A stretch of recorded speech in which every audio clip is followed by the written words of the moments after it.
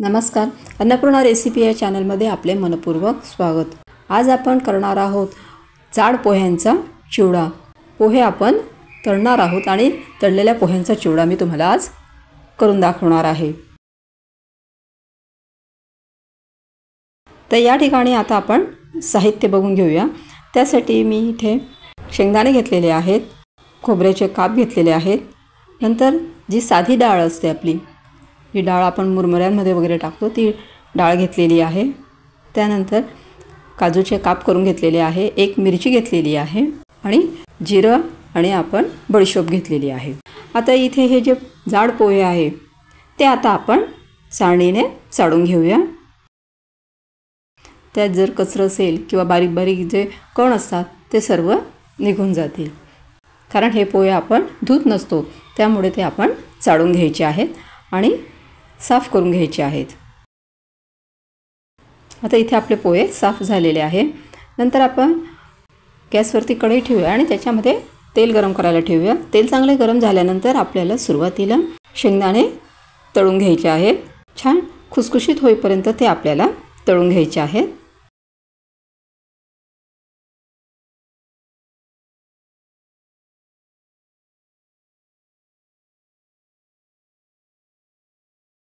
त्यानंतर आपल्याला काजू देखील तळून घ्यायचे आहेत।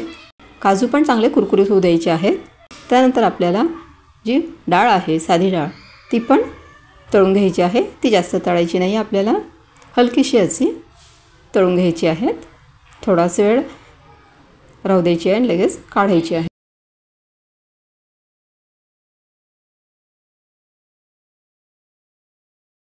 त्यानंतर आपल्याला खोबरं पण तळून घ्यायचे आहे।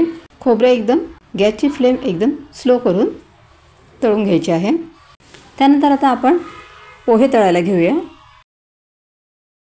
आता इथे जी पोह्यांची चाळणी आपण त्याच्यात पोहे तळत आहोत, पण त्याच्यामध्ये आपल्याला थोडेच पोहे टाकायचे आहे, जास्त पोहे टाकायचे नाही आहेत, कारण थोडे पोहे टाकले तर ते चांगले तळतील, चांगले तळले जातील आणि फुलतील पण छान।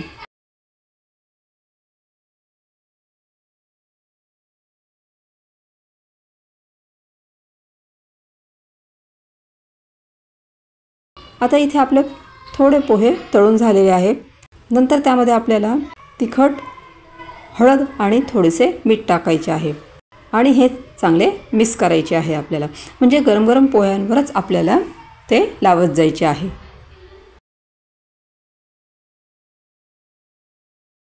आणि थोडेच हलक्या हाताने आपल्याला ते हलवून घ्यायचे आहेत,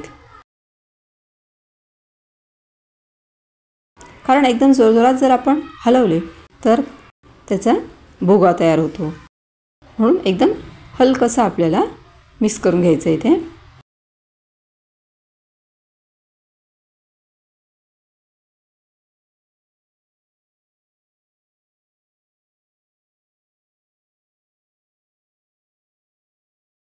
नंतर आपण पुन्हा पोहे तळून घेऊया।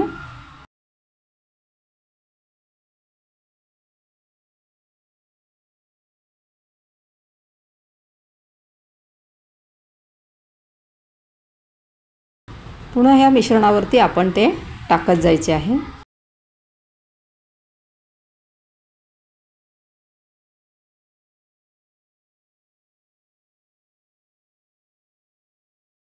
असे थोडेसे तळून झाले की पुन्हा त्याच्यामध्ये आपल्याला हळद, तिखट आणि मीठ टाकत जायचे आहे। जसे आपण पोहे तळत जातो तसे आपल्याला त्याच्यामध्ये लगेच हळद, तिखट आणि मीठ टाकत जायचे आहे, म्हणजे पोहे हे गरम असतात, त्याच्यामुळे त्याला व्यवस्थित ते जो मसाला आहे तो व्यवस्थित लागतो। आणि पुन्हा असे आपल्याला ते ढवळून घ्यायचे आहे, व्यवस्थित मिक्स करून घ्यायचे आहे, पण एकदम सारखंही आपल्याला असे जोरजोरात मिक्स करायचं नाही आहे, नाहीतर मग त्याचा भुगा होतो।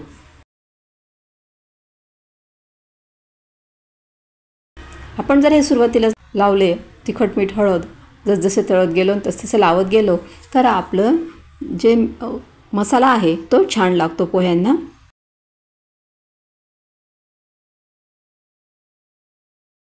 आता हे आपले पुन्हा तळून झालेले आहेत। पुन्हा आपण त्याला तसंच लावून घ्यायचं आहे, फक्त तिखट, हळद आणि मीठच लावत जायचे आपल्याला।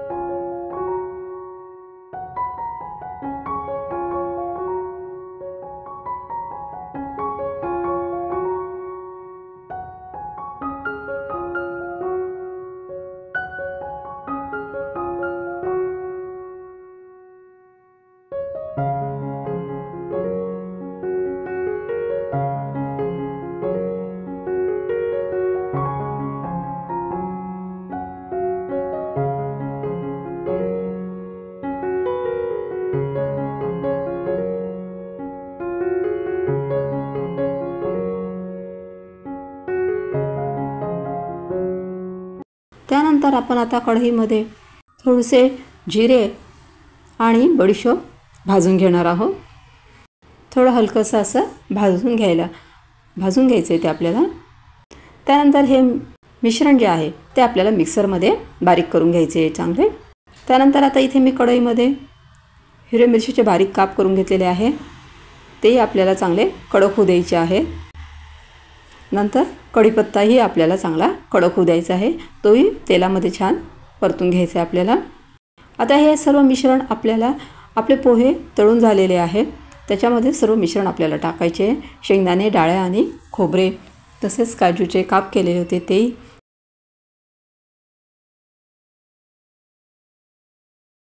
नंतर इथे मी कढीपत्ता देखील टाकून घेतलेला आहे. कढीपत्ता देखील अतिशय कडक झालेला आहे, मस्त असा कुरकुरीत झालेला आहे. त्यानंतर हिरवी मिरचीचे काप तळून घेतले होते ते पण त्यात मिक्स करायचे आहे. त्यानंतर आपण जिऱ्याची आणि बडीशोपची जी बारीक मिश्रण तयार केलेलं होतं ते देखील त्याच्यात टाकायचे आहे आपल्याला. आणि हे सर्व मिश्रण आपल्याला छान मिक्स करून घ्यायचे आहे. आपण असे थोड्या मसाला यायला लावला होता, तिखट, हळद आणि मीठ. त्यामुळे अतिशय छान कलर आलेला आहे आपल्या पोह्यांना. तुम्ही बघू शकता इथे. म्हणजे पोहे हे कुठेही पांढरे वगैरे आपल्याला दिसत नाही. एकसारखं असं त्याला छान लागतं मिश्रण. म्हणून हे थोडेच पोहे जेव्हा आपण तळतो त्याच वेळेला आपण तिखट, हळद, मीठ त्याच्यामध्ये टाकत जायचे आहे ते. नंतर हे सर्व मिश्रण जे आहे ना ते आपल्याला हाताने चांगले मिक्स करून घ्यायचे आहे. एकदम हलकेसे मिक्स करायचे आहे, जास्त असे जोरजोरात करायचे नाही आहे. आता इथे तुम्ही बघू शकता की आपला किती मस्त असा चिवडा तयार झालेला आहे. अतिशय छान असा हा चिवडा लागत असतो. तुम्ही या पद्धतीने हा चिवडा करून बघा. माझी ही रेसिपी तुम्हाला कशी वाटली? माझी ही रेसिपी जर तुम्हाला आवडली असेल या व्हिडिओला लाईक करा, शेअर करा आणि चॅनलला सबस्क्राईब करा. थँक्यू.